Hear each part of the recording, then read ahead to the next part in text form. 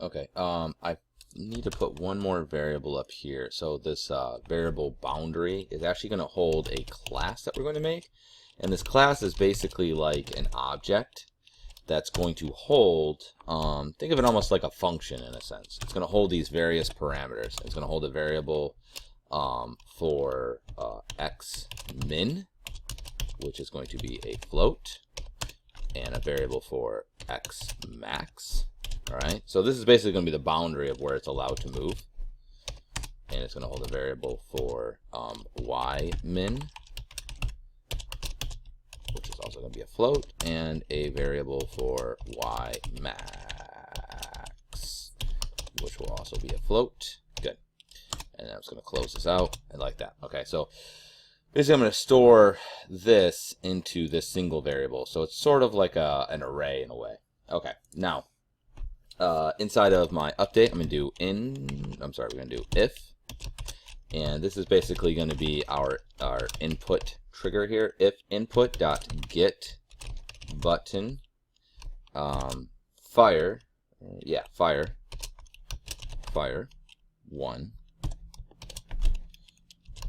and oops, let's do it like this. And two and symbols mean that has to be this and the other thing. Both need to be true. Time dot time, so time after time. And the next fire. So basically the time is greater than what the next allowed fire time is. It will basically allow us to shoot, which is what this is going to do. Tab. So it's mean, and then we're gonna basically reset next fire to time dot time. So it's gonna take the current time plus the current fire rate. So the idea that in this is that we're gonna set a fire rate. So we'll say every 5 seconds you can shoot. Well, once you shoot, it's going to say take the current time and add 5 seconds to it. And actually, I did this wrong. It should be next fire. And add 5 seconds to it. And so in 5 seconds in the future, you can fire again. And that's what this tests. So if the current time is greater than when the next fire time was, it will allow you to shoot.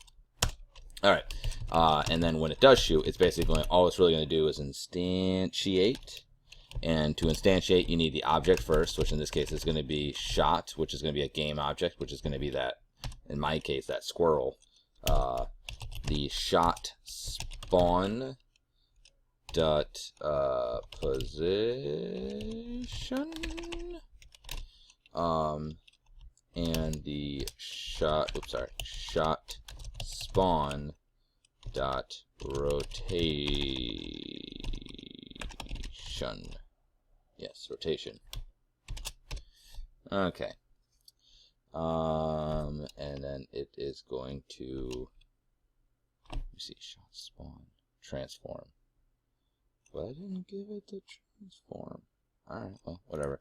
Let's see if that works. Alright, and then it's also going to go ahead and do the shoot anim, which is a function I'm going to create that's going to animate the shot. Okay, so if you remember, we have the shot that shows the thing shooting, like it's a different animation. So I'm going to do a function shoot, not suit, shoot anim. Sorry, this. And all we're going to do is anim dot set bool.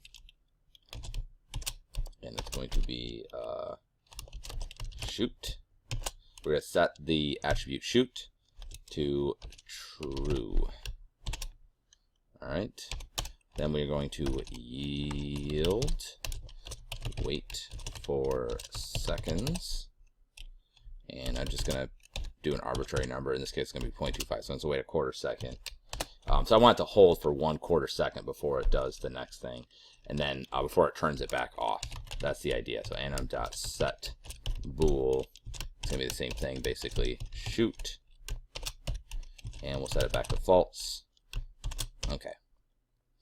So basically what this does, so to get the idea, here it says fire here. So it says if the input fire and the allowed time is there. Basically what that is that if I go to project settings and we do input, you'll see we have these axes. One of them's fire.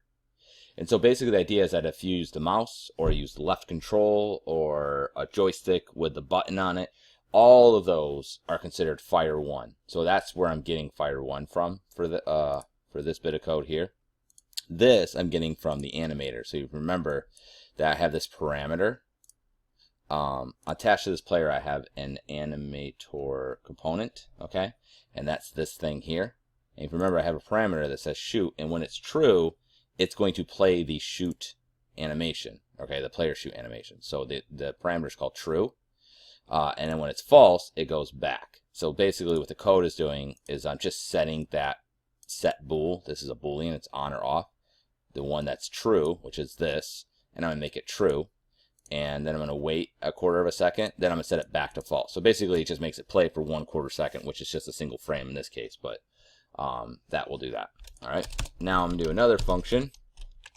Function fixed update, okay, which is kind of like update, and it is going to basically complete this bit of code. All right, so we're going to do a variable for move horizontal, and that is going to be a float, and we are going to assign it the value of the input.get axis, and the axis we want to get is the horizontal. All right, oops, not that.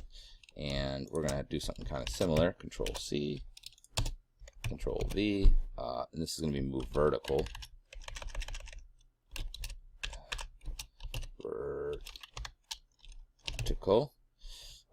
And this is gonna be vertical. Okay, and again, this is that same thing where if I go to edit, project settings, input, you'll see that I have a horizontal. So in this case, it's like left and right, or A and D, or if I, basically it's just a bunch of things for the horizontal axis. So like to make my character move side to side, and then one for horizontal. Okay, that's what it's saying. So I'm just going to store those values into move horizontal and move vertical. So while you push on those buttons, they get pushed into there. Then I'm going to do a variable called movement, and it is going to be a vector2, and we're going to put it's going to be a new vector2, and basically inside of, so the vector2 would be 2 variable, or x and y. So inside of that, I'm just going to go ahead and put my x and then my y. So that would be move horizontal and move vertical. So basically I'm just taking this value and sticking them inside of this movement value. All right, and then we're going to go ahead and get component dot rigid body. So because we're going to use the rigid body to basically rigid body 2D, because it's a 2D, to push this. Okay, dot velocity, which is just a built-in function, and it's going to be movement times speed. So let's put a space there, times speed. So whatever way it allows it to move is going to multiply that times how fast it's allowed to, oops, not like that, sorry, how fast it's allowed to move. All right, and then we'll do another one of these, a get component dot, let's just do it like this. We'll just copy this, Control C, Control V, get component rigid body 2D, and it's going to be dot position, and it's going to be movement. Let me see. Oh, okay.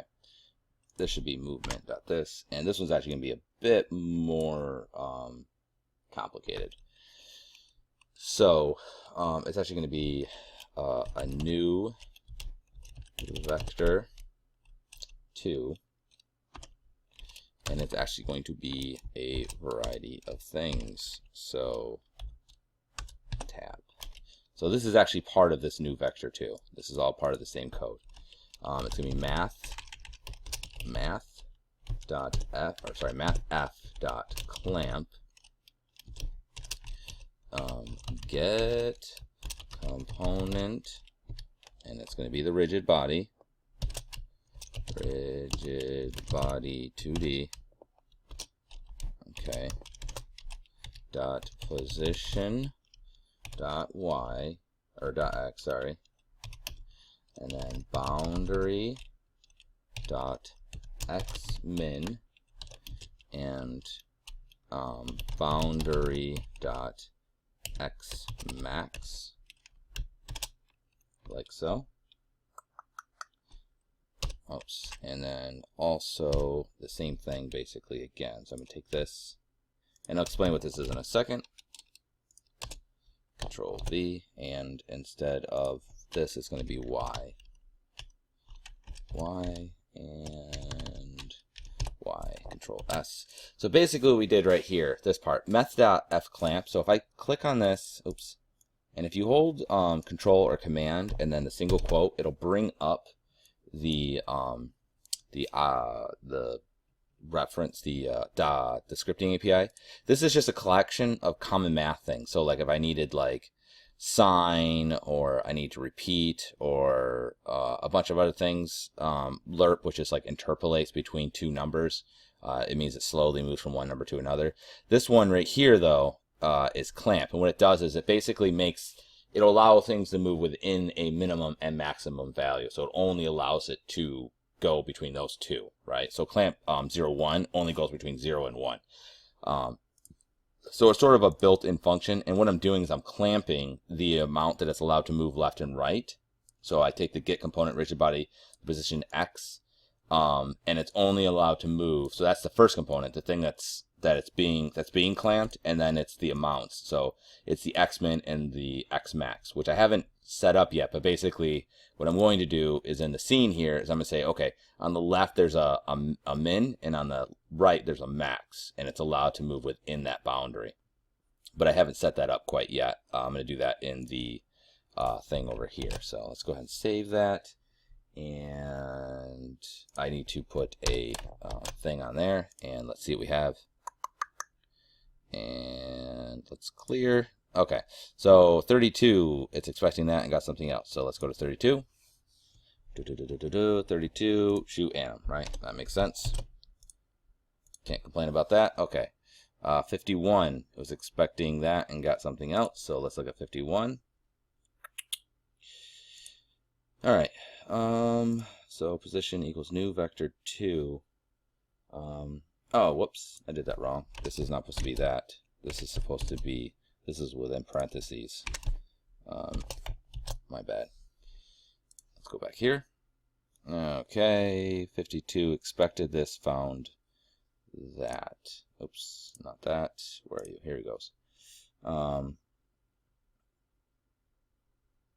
And that should have been here, and this should not be there. Control S. Still wasn't enough. What else is wrong? Doink. Doink. Oh, I put this here, and that is not supposed to be there. That's supposed to be one of those. Clear. Okay. And then get component I misspelled, which is on 52 and 53. So get component.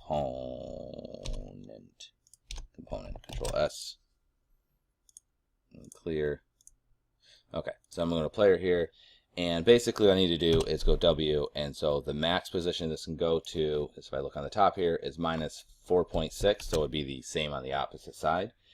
So for my boundary, it's going to be minus 4.6, and it's going to be 4.6, because it'll be the opposite for the front. And the top should be roughly the same, let's see, 4.4 we'll say. So the top's going to be 4.4, and the bottom's going to be minus 4.4. So that's basically the bounds in which it's allowed to move in. I'm going to go to here. I'm going to go to my prefabs, and I am going to grab my, go to player here, grab my squirrel shot, and that is going to go move down into shot. And the fire rate will say once every second, and we'll try that. Control S, and I'll hit play. And now, well, I gotta adjust that. We'll fix it in the next video.